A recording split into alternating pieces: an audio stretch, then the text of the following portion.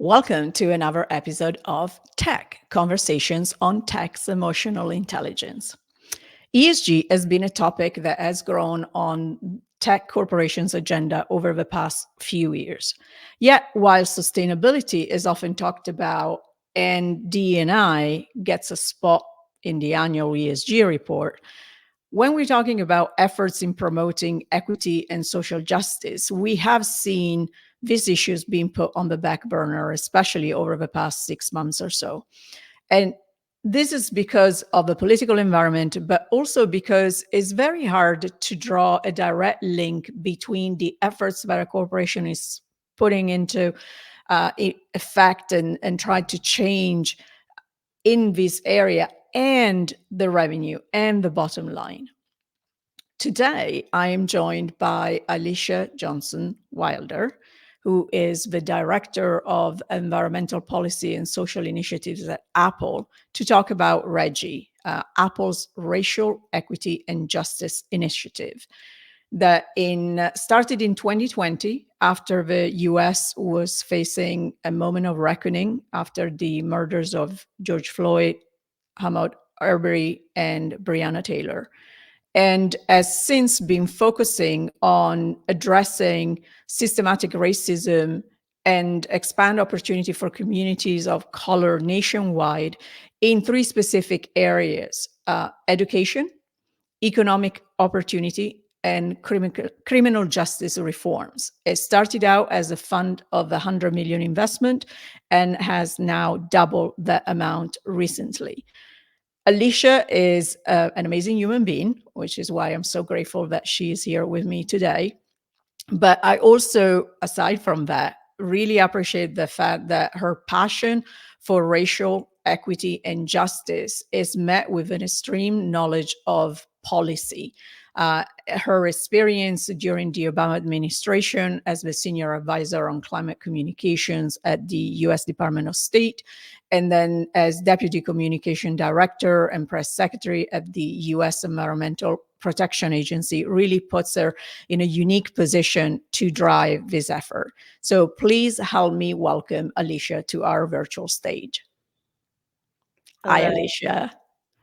So good to see you. I'm very grateful that you have found some time in your very busy schedule to come and talk to us today about REJI. People that follow me have read what I wrote just a couple of months ago as you renewed your effort into this initiative. But I would like to maybe help the audience understand the premise of the initiative and really the genesis of it. Why did Apple want to really put effort and money into prioritizing racial equity and justice?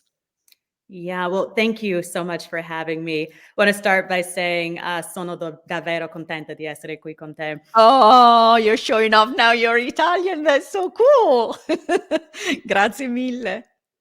But thank you for also calling out what we view as a long-term effort focused on addressing systemic racism.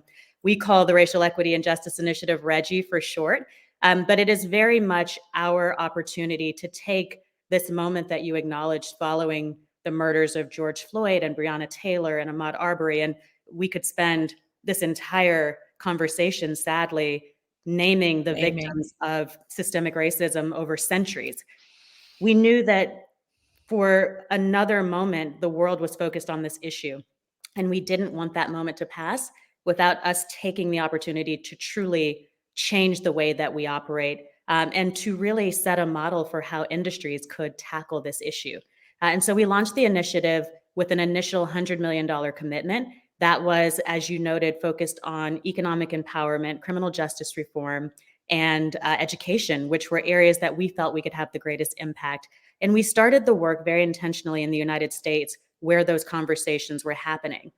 Thankfully, at Apple, this wasn't our first time looking at issues of inequity. So we had a significant body of work across the company that was already focused on addressing resource gaps with under-resourced communities and creating and advancing opportunities and access to opportunities for those communities around the world. And so we were able to build from that foundation and find opportunities to strengthen programs and grow them, and then launch new partnerships that were focused on the work. Really proud to share that since launching the initiative, we have now more than doubled that commitment. So we now have well over $200 million in commitments focused on this work. And we have found ways to really operationalize this work across the company. And that's critical, isn't it? The initiative without being able to maximize the impact and really rolling it out in a almost like a product, right? Doesn't have the same effect. I'm curious personally how you got involved into REJI. Yeah, so I have the privilege of working on a team that gets to look at these big societal challenges and determine how can Apple's resources address them. We've done similar work on our environmental initiatives focused on addressing climate change and resource efficiency issues. Education is a space that our team has worked on. And so we were having conversations in June of 2020 about how Apple can tackle this issue in a way that is something that we've done so many times before. And so what I really appreciate about those conversations is that early on, teams across the company and leaders across the company were involved in those conversations. From the very beginning, we knew that this would be a company-wide effort and not something for one individual team to solve alone. And so we thought about where we had existing work that could be strengthened. We thought about partners that we have that were focused on this work, relationships that we could build. And we thought about ways that we could take the things that we have expertise in, like education, like scaling businesses, and really put an intentional focus around the communities that we know are disproportionately impacted by systemic racism. And when we looked at the data, especially in the United States, those were Black communities, Hispanic and Latino communities, and Native American and Indigenous. And so that's where we really focused the work. So we put together an initiative focused on these areas. We spent a lot of time thinking about what type of financial commitment would really help us to put significant power behind this work. And then I remember talking with my boss, who is Lisa Jackson, our Vice President of Environment Policy and Social Initiatives, who we were really arm in arm and shaping this. And I said, this is going to be really powerful work. I wonder who's going to lead it. And she said, you are. And so that was where I found myself with plenty of trepidation, but also really just honored that the company put that type of trust in me to lead this work. It certainly wasn't my background, but I knew that it was an area that would be an all of Apple effort. And I certainly knew the people and teams within Apple that we could bring together and sort of build a coalition to start to think about it. And you mentioned education, and if I think about an area where maybe a little bit from a personal perspective as well, given that I have a 16-year-old brown child that is going through school in the US that is becoming more and more challenging. There's so much linked to racial equity that is rooted in education opportunity. And I'm curious if that's how you've been thinking about it. And that's why so much of the effort is being focused on education and really advancing opportunity for HSBUs in America. Absolutely. When you think about our three pillars, education, economic empowerment, and criminal justice reform, there's a reason that education is first. As a company, we have nearly 4 decades of history working in the education space. And especially through work like our community education initiative, there's already been so much focus on addressing resource gaps. And we think about technology as an equalizer. We know that the right technology can ignite curiosity and creativity. It can bring new kinds of learning into the classroom.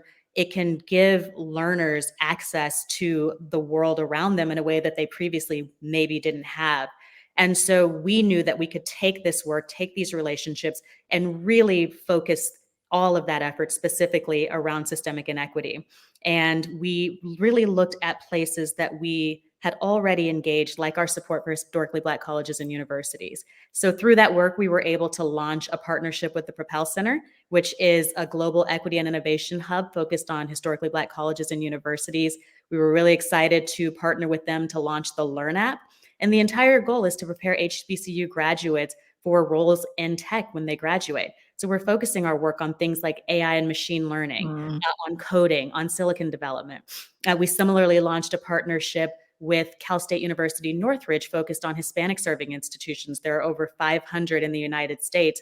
Through this partnership, we can scale curriculum development to help prepare all of those learners to step into jobs in tech. And these are graduates that we need. Our industry needs diverse graduates. We have a void in terms of people who are prepared to step into these roles. And we have an opportunity to ensure that the workforce of the future is as diverse as possible. Even looking at the younger generation, we just launched our latest partnership with the My Brother's Keeper Alliance. Mm. That's specifically focused on closing opportunity gaps that are faced by Black and Brown youth, and by training the mentors who will help to train and bring them up. So all of these places are ways that we are looking at learning at every stage, from K-12 to higher education to community colleges to even out of school programming, and ensuring that technology is a part of the solution and creating opportunities for students. I love that you're talking about not just the student, but the mentors and the educators, and then the curriculum development, because the two go hand in hand, right?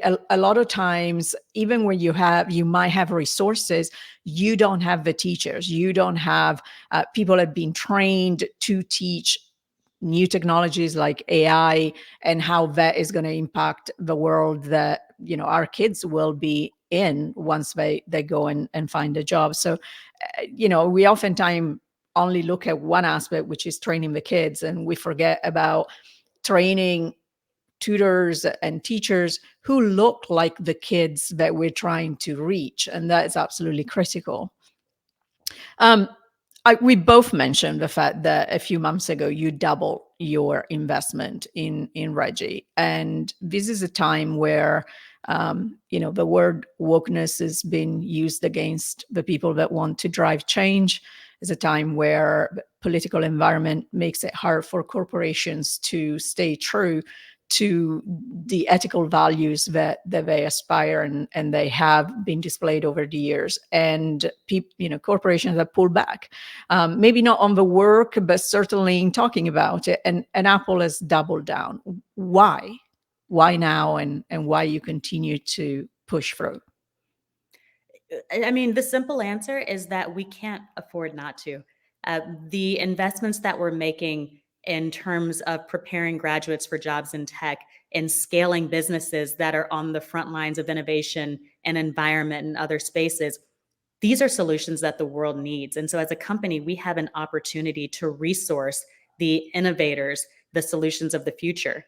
We also always set out about this initiative in a way to ensure that it could scale and grow, which is why you didn't see us make a big announcement and walk away. What we did was create an initiative that was operationalized across the company. So we created year-over-year programs, we created multi-year partnerships.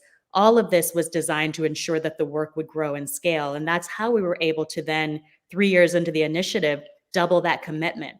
When you think about things like our VC investments, we started out investing $25 million across VCs that are specifically focused on funding minority-led businesses. We are a company that operates for profit. And so we make investments that are separate from philanthropy that are focused on getting a return. So by doubling down on that investment, we did that because we saw early stage progress with those funds. And so in doing so, we're also showing that these are viable investments. These are places that people should be investing. And so in doing so, we hope that we're sending a signal to others in our industry that these are places that they should also be looking at investments. And we also know that systemic racism is a huge global challenge. One company, one individual cannot solve this alone. So we do need other companies at the table. And we hope that by doing this work, we can bring others who will share in solutions and help us to make a dent in this problem. And I'm so grateful that you talk about the fact that you can do well and do good at the same time, because we need that. We need to prove that there's a return on investment in these initiatives, so that, as you say, others are hopefully going to get involved. And it's not just going to be a one-off, but it's going to be a continued effort that continues to multiply. And linked to this, I'm wondering how you measure success, and how you're thinking about even developing the program further, because sometimes we have the launch and we all pay attention, and then we kind of forget, and we don't kind of keep track over the time. But you mentioned the progress that you made in 3 years, and just curious, how do you measure effectiveness? I guess is what I'm trying to ask you. It's a great question, and it is a challenge because, as we've both talked about, these are systemic challenges. These are challenges that have been created and then reinforced over centuries. And so the solutions are going to be generational in their impact as well. And so within each pillar, education, criminal justice reform, economic empowerment, we can look at the different stages of impact. In education, we can look at number of students reached. A great example is our Developer Academy in Detroit, where we started out with 100 non-traditional students who are coming into this academy and getting a full year of training around software development, entrepreneurship, marketing, with the idea that they can graduate and move into jobs in the tech sector. From the very first class of 100 students, we saw students going to jobs with the city of Detroit, with GM. We hired some of them back into Apple as mentors. And that allowed us to then have our second class, and we had 166 students graduate from that second class.